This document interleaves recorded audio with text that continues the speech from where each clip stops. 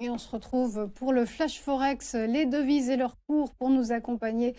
Vous le voyez, Philippe Lermy nous a rejoint. Bonjour Philippe. Bonjour Roselyne. Merci beaucoup. Vous êtes trader, formateur et formateur, oui, sur traderchange.com et ancien chef trader d'une banque centrale. Philippe, on va d'abord évoquer les événements de la semaine à venir, à commencer par Columbus Day. Il faudra vérifier les calendriers des jours fériés boursiers de votre marché.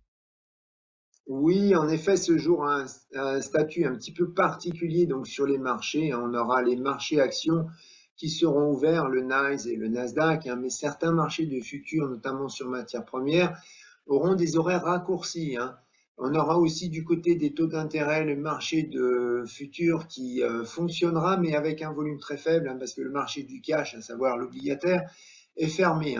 Donc vérifiez bien sur le site officiel de chaque bourse les horaires du marché que vous tradez. On va poursuivre avec le shutdown qui continue officiellement aux États-Unis. Oui, alors officiellement, donc il n'y aurait toujours pas de publication de l'indice des prix à la production ni de l'inflation. Et cela continuera aujourd'hui tout simplement à cause de Columbus Day, car le Sénat ne se réunira que mardi. Alors toutefois, on a vu plusieurs articles de presse qui rapportent que le BLS, donc le département des statistiques du travail, a rappelé donc des employés, parce que l'administration de la sécurité sociale donc doit pouvoir calculer l'ajustement annuel du coût de la vie, donc lié à l'inflation, ce qui fait que le rapport sur l'inflation devrait, selon certains journaux, donc publié le 24 octobre. Alors, on a aussi les ventes de détail qui devraient sortir cette semaine, enfin qui devraient, qui ne risquent de ne pas sortir puisqu'elles sont calculées par le Census Bureau et qui est aussi donc une administration fédérale.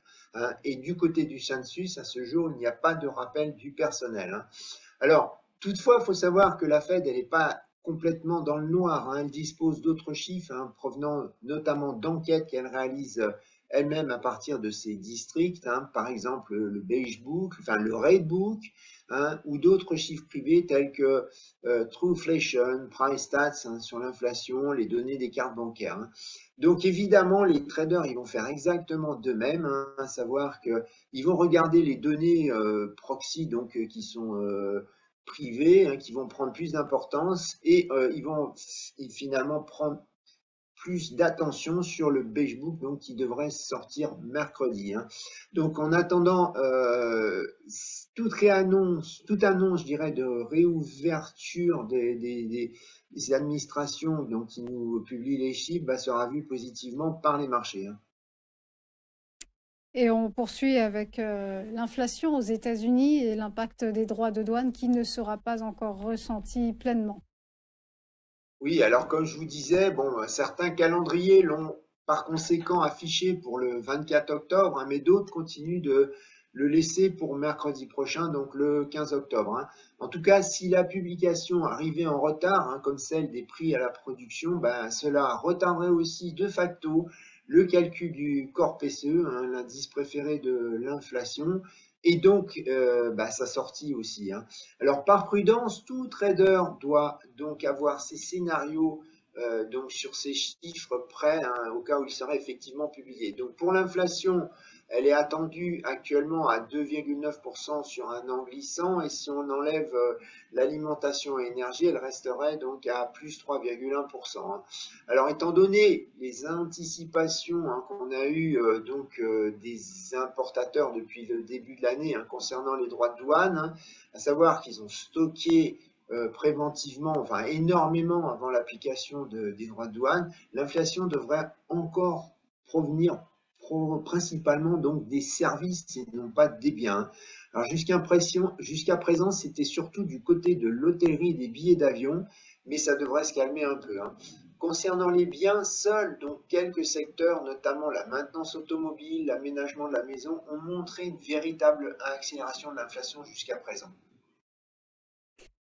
On poursuit avec le PIB au Royaume-Uni et les sondages qui pointent pour une croissance plus faible au troisième trimestre. Oui, alors donc les chiffres anglais, évidemment, eux, ils sortent. Donc la croissance du mois d'août sera publiée jeudi, elle est anticipée à plus 0,1% sur un mois glissant et elle repose entièrement sur le secteur des services qui devrait afficher une hausse pour le quatrième mois consécutif à plus 0,1%, comme je disais.